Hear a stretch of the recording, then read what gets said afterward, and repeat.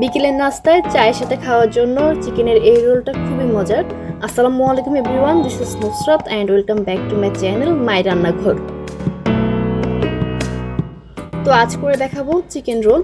বিকেলের নাস্তার জন্য চায়ের সাথে এই রোলটা খেতে কিন্তু খুবই মজার আর তৈরি করাও খুবই সহজ। বাসায় কিছু উপকরণ থাকলে এই চিকেনের রোলটা তৈরি করে ফেলতে পারবেন। তো চিকেনের রোল তৈরি করার জন্য প্রথমে একটা সস তৈরি করে নিব। সেজন্য আমি সুইট চিলি সস নিয়েছি 1 টেবিল চামচ, মায়োনিজ নিচ্ছি 1 টেবিল চামচ,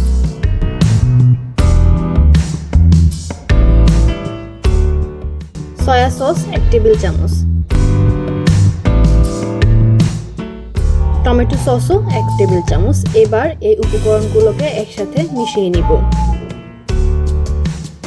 তো এই তো সস রেডি। এখন চিকেনের পুরটাকে রেডি করে নিব।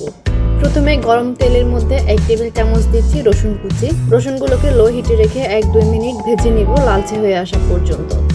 রসুন লালচে হয়ে আসলে হাফ কাপ দিচ্ছি পেঁয়াজ কুচি। পেঁয়াজটাকেও আরও 1-2 মিনিট ভেজে নিব। পেঁয়াজ নরম হয়ে আসলে দিচ্ছি বাঁধাকপি। এখানে আপনাদের ইচ্ছে মতো যে কোনো সবজি অ্যাড করতে পারবেন। তো এখন বাঁধাকপিটাকেও 1-2 মিনিটের মতো ভেজে নিব।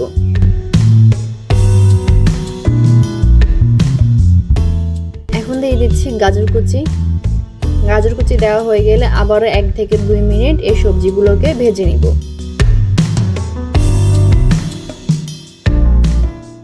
সবজিগুলোকে কিছুক্ষণ ভেজে নেওয়ার পর এখন দিচ্ছি সেদ্ধ করা চিকেন। তো এখন চিকেন আর সবজিগুলোকে কিছুক্ষণ ভেজে নিব।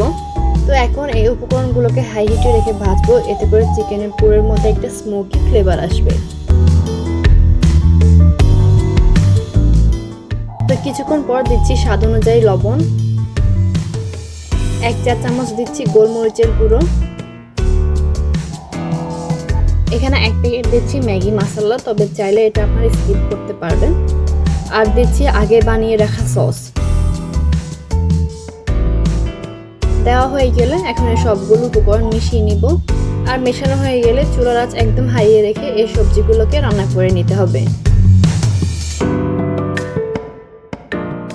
তো এই তো কিছুক্ষণ পর দেখতে পাবেন সবজির কালারটা চেঞ্জ হয়ে গেছে আর সবজিগুলো সেদ্ধ হয়ে গেছে। তো এই তো চিকেনের পুর রেডি হয়ে গেছে। এখন শীটগুলো বানিয়ে নিব। শীট বানানোর জন্য মিক্সিং বোলে আটা নিচ্ছি 2 কাপ। তারপর স্বাদ অনুযায়ী লবণ দিলাম আর দিলাম 1 টেবিল চামচ সয়াবিন তেল। তো এখন শুকনো উপকরণগুলোকে মাখিয়ে নিব।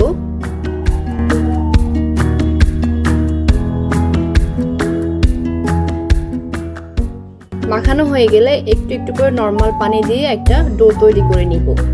পানিটা একবারে দিব না, একটু একটু করে দিব। একবারে দিতে গেলে বেশি নরম হয়ে যাবে। আবার একটু পানি দিচ্ছি।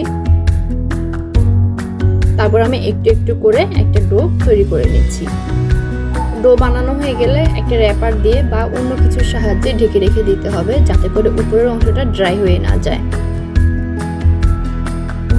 তো তারপর যেটা করছি, একটু পানির মধ্যে কিছুটা পরিমাণ ময়দা নিয়ে গুলে নিচ্ছি।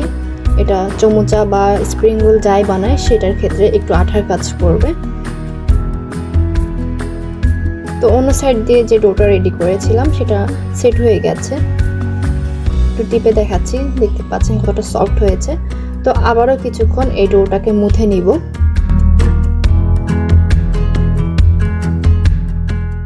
মোথা হয়ে গেলে এখন শীট বানানোর জন্য রুটি তৈরি করে নিব।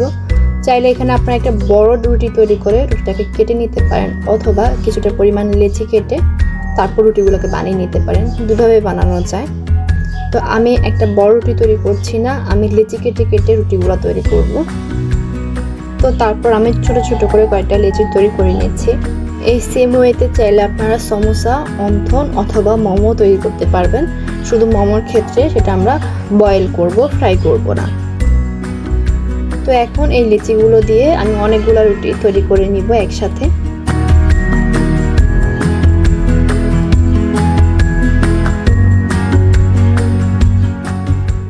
আর এই তো রুটি রেডি হয়ে গেছে। দেখতে পাচ্ছেন এই রুটিগুলো কতটা পাতলা হয়েছে।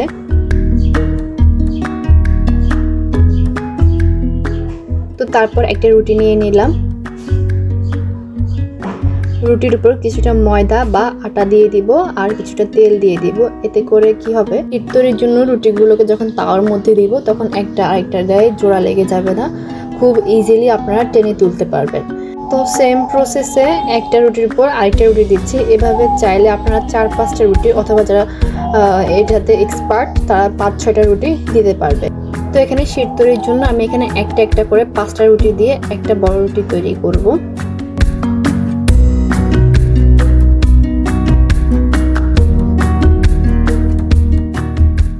একটার উপর আরেকটা রুটি বসানো হয়ে গেলে তারপর একটা বড় রুটি বানিয়ে নিব। আর রুটিটাকে একদম পাতলা করে বানাতে হবে। এই যে দেখতে পাচ্ছেন রুটিটা কতটা পাতলা হয়েছে। তো এখন এই রুটিটাকে আমি তাওয়ার মধ্যে সেঁকে নিব। তো তারপর চুলার আঁচ মিডিয়ামে রেখে এই রুটির দুটো সাইডই একটু সাদা করে নিব। খুব বেশি সাদা করার প্রয়োজন নেই, জাস্ট উপরের অংশটা একটু ড্রাই হয়ে আসলেই হবে। তো একটা সাইড হয়ে গেছে, আরেকটা সাইডকেও আমি সেম ভাবে সেঁকে নিচ্ছি। তো এই তো দেখতে পাচ্ছেন রুটিটাকে সেঁকে নিয়েছি। তো এই শীটগুলো তোলার জন্য ঠান্ডা হওয়া পর্যন্ত অপেক্ষা করতে হবে। যখন দেখবেন ঠান্ডা হয়ে গেছে তখন একটা সাইড থেকে টেনে টেনে খুবই হালকা হাতে রেখে টেনে টেনে এই শীটগুলো তুলে নেবেন। আমি এক একটা করে তুলে দেখাচ্ছি। খুবই হালকা হাতে রেখে এই শীটগুলো তুলতে হয়, জোর করে খুলতে গেলে কিন্তু ছিঁড়ে যেতে পারে।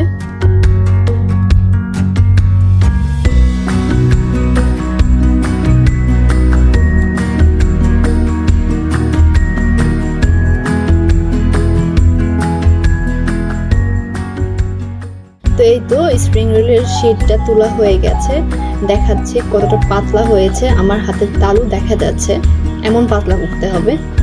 তো তারপর একটার উপর একটা বসিয়ে আমি সাইড থেকে 4 কোণা করে কেটে নিচ্ছি। এতে করে স্প্রিং রোলের শেপটা ভালো আসবে। আমি তুলে দেখাচ্ছি এই শীটটা কতটা পাতলা হয়েছে আর একদম নরম। তো এখন রোলগুলা বানিয়ে নিব। তো এখন একটা শীটের উপর কিছুটা পরিমাণ চিকেনের পুর নিয়ে চারপাশে আটার মিশ্রণটা লাগিয়ে নিব। এতে করে জোড়া খুলে যাবে না তেলে দেওয়ার পর। তো তারপর দুইটা সাইড থেকে ভাঁজ করে নিব। এখন ঘুরিয়ে ঘুরিয়ে স্প্রিং রোলগুলা তৈরি করে নিব।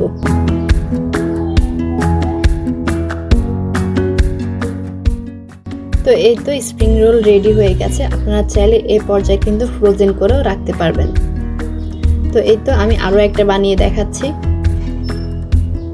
সেম প্রসেসে আটার মিশ্রণটা লাগিয়ে নিচ্ছি।